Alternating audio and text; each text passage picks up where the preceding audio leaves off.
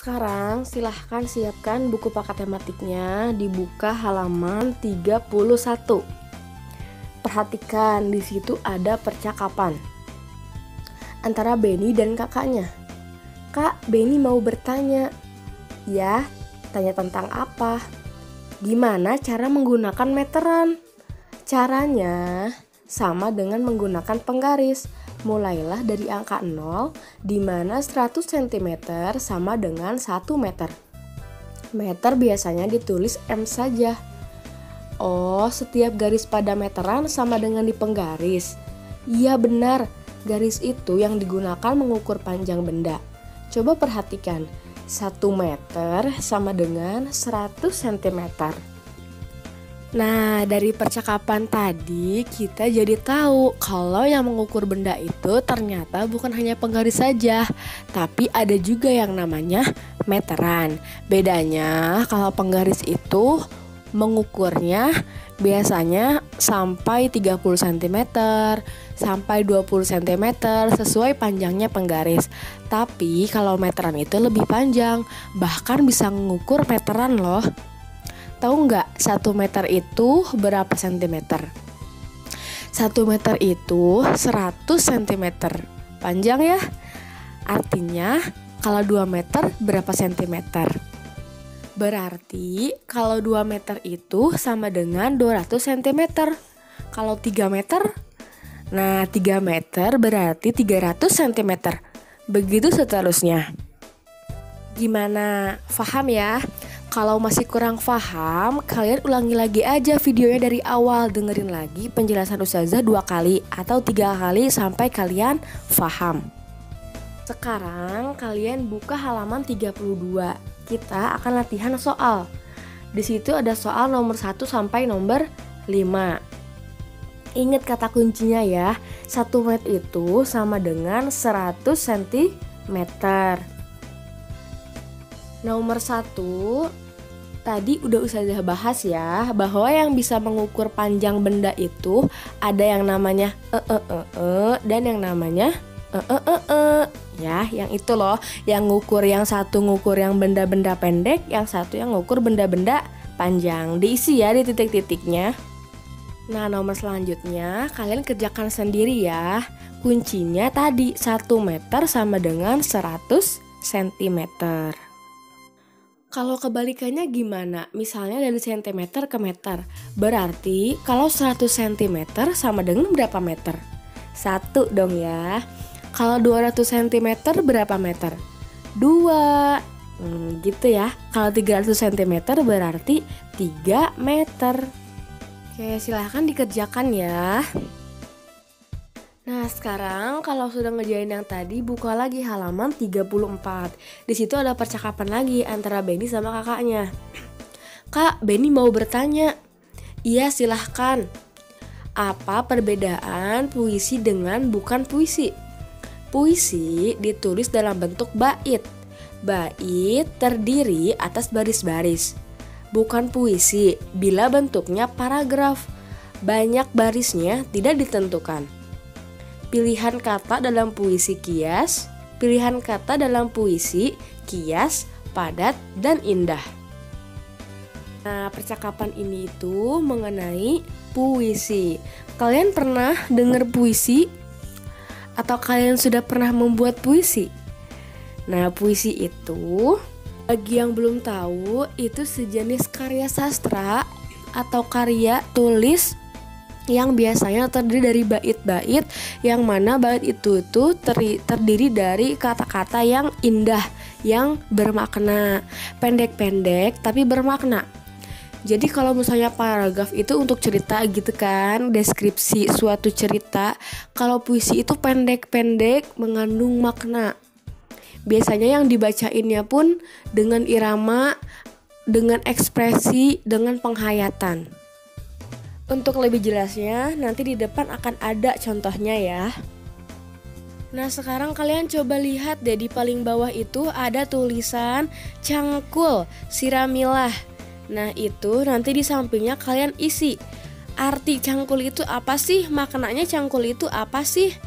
Bagi yang belum tahu, cangkul itu maknanya adalah alat yang digunakan untuk menggali dan mengaduk tanah. Kalian tulis ya di samping maknanya yang Ustazah tadi sebutkan.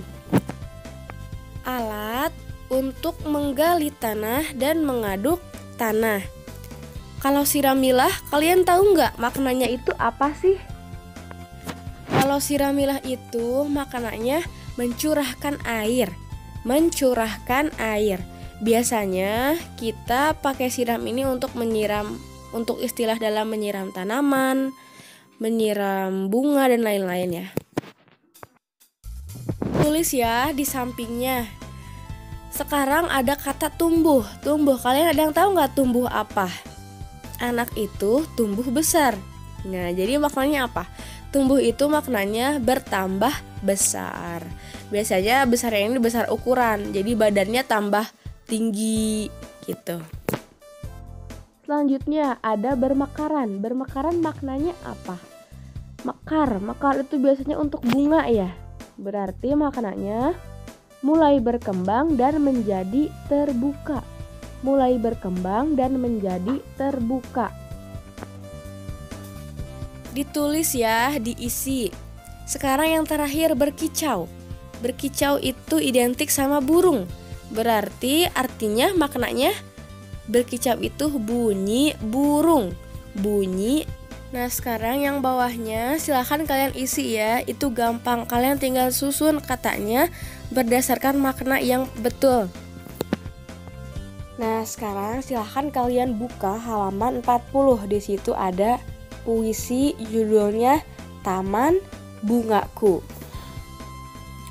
Terus saja coba bacakan ya. Taman Bungaku, karya Nikomang Juniati. Taman bungaku, bila ku pandang, hati pun senang. Tamanku cantik, sangatlah menarik. Taman bungaku, berserilah selalu. Jangan pernah kau layu, karena aku kan bersedih seduh. Oh angin dari segala rindu, mampirlah ke tamanku.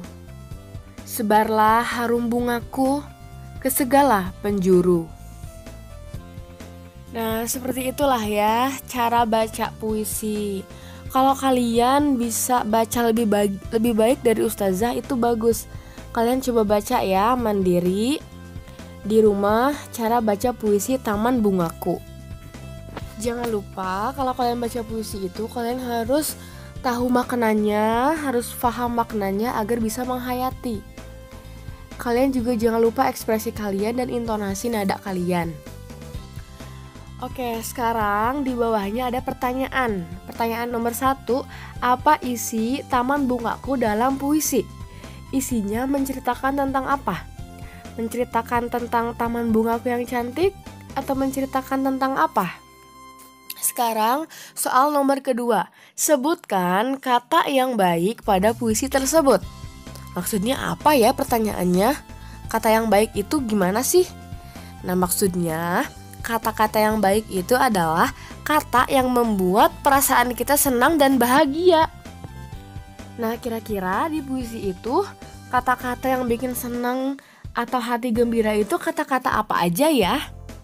Nah bisa kalian lihat kata-kata yang bikin senang itu di puisi itu tuh contohnya ada kata senang, cantik, menarik, berserilah, rindu, dan harum. Tulis ya di nomor 2 tadi kata-kata yang baik itu dalam puisi itu adalah cantik, senang, menarik, berserilah, rindu, dan harum. Sekarang soal nomor 3, bagaimana bila taman tidak dirawat? Nah kalian isi ya, kalau taman gak dirawat itu jadi gimana sih tamannya? Nomor 4, bagaimana cara merawat taman? Gimana nih cara ngerawat taman? Apakah dengan disiram setiap hari?